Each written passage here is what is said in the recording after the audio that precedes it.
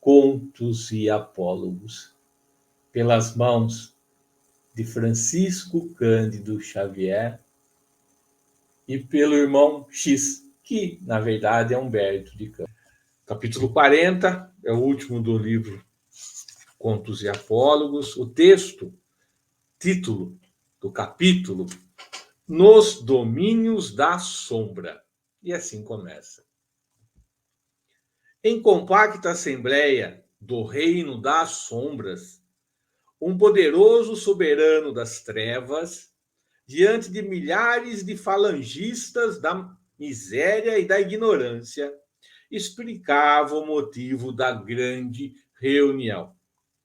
O Espiritismo com Jesus, aclarando a mente humana, prejudicava os planos infernais.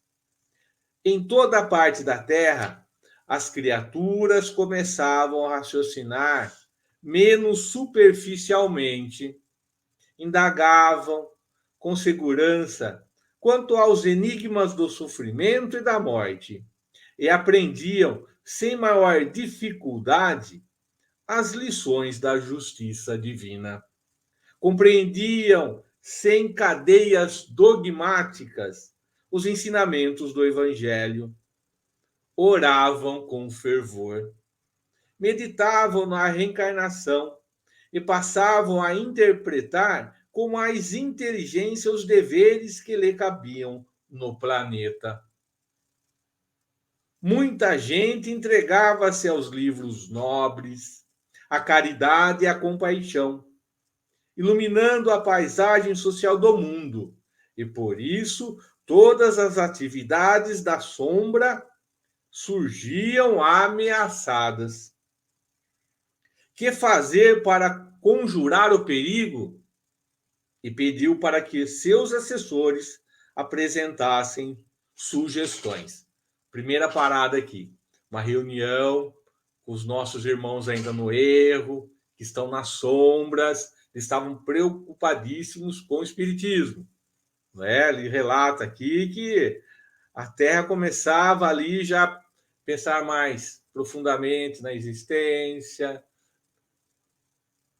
na reencarnação, na justiça divina, nos ensinamentos do Evangelho, e ali aquele diretor ali do Reino das Sombras, soberano, estava preocupado, estão atrapalhando a nossa existência aqui. E ele faz lá, como que a gente vai resolver isso? Então começou a perguntar e vieram as sugestões. Vamos continuar agora. Depois de alguns momentos de expectativa, ergueu-se o comandante das legiões da incredulidade e falou: procuremos veicular a crença de que Deus não existe e de que as criaturas viventes estão entregues às forças cruéis e fatais da natureza. O maioral das trevas, porém, objetou desencantado: o argumento não serve.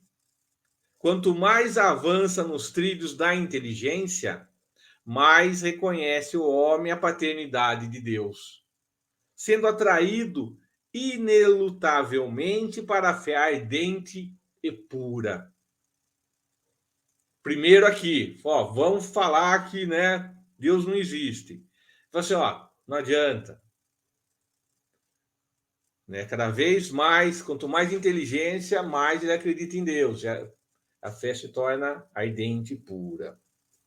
Então levantou-se, no entanto, o orientador das legiões da vaidade e opinou: espalharemos a notícia de que Jesus nada tem a ver com o espiritismo, que as manifestações dos desencarnados se resumem num caso fisiológico para as conclusões da ciência, e desnorteando os profitentes da renovadora doutrina, faremos com que gozem a vida no mundo, como melhor lhes pareça, sem qualquer obrigação para com o Evangelho. E assim serão colhidos no túmulo com as mesmas lacunas morais que trouxeram do berço. O rei das sombras, anuiu complacente. Sim, essa ilusão já foi muito importante. Contudo, há milhares de pessoas despertando para a verdade, na certeza de que as portas do sepulcro não se abririam para os vivos da terra, sem intervenção de Jesus. Olha, no plano espiritual, existem as falanges do mal, das trevas, eles se reúnem realmente e tentam impedir o progresso nosso, o progresso do evangelho do mestre amado Jesus, tá? Sempre pegando naquelas coisas que mais nos atraem aqui, que a matéria nos leva a isso. Vamos lá. Então agora aparece, vamos continuando. Nesse ponto, o diretor das falanges da discórdia pôs-se de pé e conclamou: sabemos que a força dos espíritas nasce das reuniões em que se congregam para a oração e para o aprendizado da vida espiritual, e nas quais tomam contato com os mensageiros da luz. Assim sendo, assopraremos a cisânia entre os seguidores dessa bandeira transformadora, exagerando-lhes a noção da dignidade própria. Separá-los-emos uns dos outros com o invisível bastão da maledicência. Chamaremos em nosso auxílio os polemistas, os discutidores, os carregadores de lixo social, os fiscais do próximo e os examinadores de consciência alheias, para que os seus templos se povoem de feridas e mágoas impuráveis.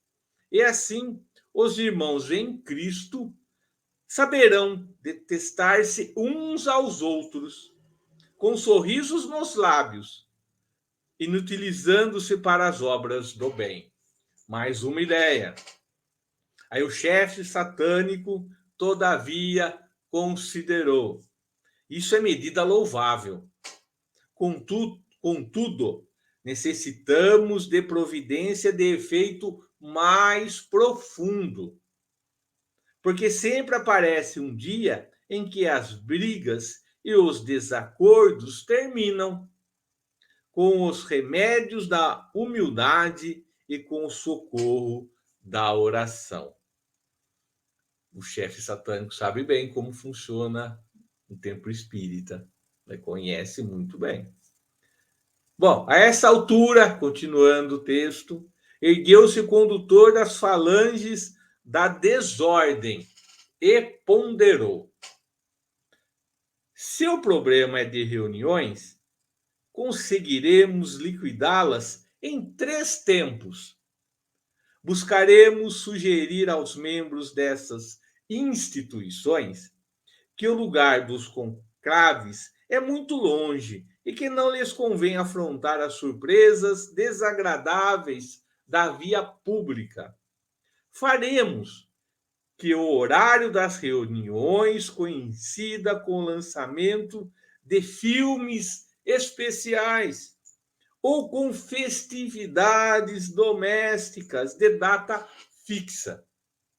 Improvisaremos tentações determinadas para os companheiros que possuam maiores deveres e responsabilidades nas assembleias, a fim de que os iniciantes não venham a perseverar no trabalho da própria elevação. Organizaremos dificuldades para as conduções e atrairemos visitas afetuosas que cheguem no momento exato da saída para os cultos espíritas cristãos. Tumultuaremos o ambiente nos lares, escondendo chaves e bolsas, carteiras e chaves, para que os crentes se tomem de mau humor, desistindo do serviço espiritual e desacreditando da própria fé. Irmãos, vamos agora lembrar quantas vezes isso não acontece conosco. Tumultuada a casa, chegam os nossos entes queridos no horário da saída, some chave, some carteira. Vamos pensar nisso também. A organização nossa é muito importante também para enfrentar a nossa disciplina, é muito importante para continuarmos no caminho reto. Bom, vamos lá, continuando aqui o texto. O soberano das trevas mostrou larga satisfação no semblante e ajuntou: sim, isso é precioso trabalho de rotina que não podemos menosprezar. Entretanto, carecemos de recurso diferente. O responsável pela falange da dúvida ergueu-se e disse: as reuniões referidas são sempre mais valiosas com o auxílio de médios competentes. Buscaremos desalentá-los e dispersá-los, penetrando a onda mental em que se comunicam com os benfeitores celestes, fazendo-lhes crer que a palavra do além resulta de um engano deles próprios, obrigando-os a se sentirem mentirosos, palhaços, embusteiros e mistificadores, sem qualquer confiança em si mesmos, para que as assembleias se vejam incapazes e desmoralizadas. Quantos médios não se afastam da casa por essas condições? Continuando, o mentor no recinto aprovou a alegação, mas considerou: indiscutivelmente, o combate aos médios não pode esmorecer, né? Tem que continuar. Entretanto, precisamos de providência mais viva, mais penetrante.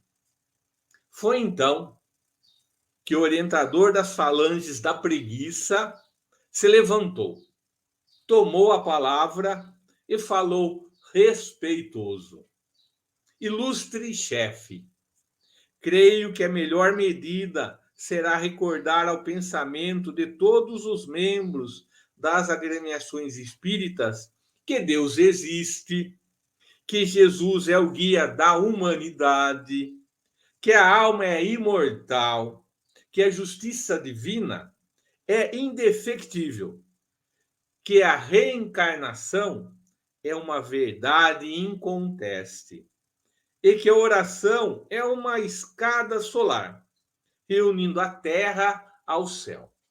O soberano das sombras, porém, entre o espanto e a ira, cortou-lhe a palavra, interrogando: aonde pretende chegar com semelhantes afirmações? O comandante dos exércitos preguiçosos, acrescentou, sem perturbar-se: sim, diremos que o Espiritismo com Jesus, pedindo às almas encarnadas para que se regenerem, buscando o conhecimento superior e servindo à caridade, é de fato o roteiro da luz. Mas que há tempo bastante para a redenção, que ninguém precisa incomodar-se, que as realizações edificantes, não efetuadas numa existência, podem ser atendidas em outras, que tudo deve permanecer agora como está no íntimo de cada criatura na carne, para vermos como ficarão depois da morte. Que a liberalidade do Senhor é incomensurável e que todos os serviços e reformas da consciência, marcados para hoje, podem ser transferidos para amanhã. Desse modo, tanto vale viver no espiritismo como fora dele, com fé ou sem fé, porque o salário de inutilidade será sempre o mesmo. O rei das sombras sorriu, feliz, e concordou: ó, até que enfim descobrimos a solução. De todos os lados ouviam-se risonhas exclamações. Bravo! Muito bem! Muito bem! O argumento do astucioso condutor das falanges da inércia havia vencido.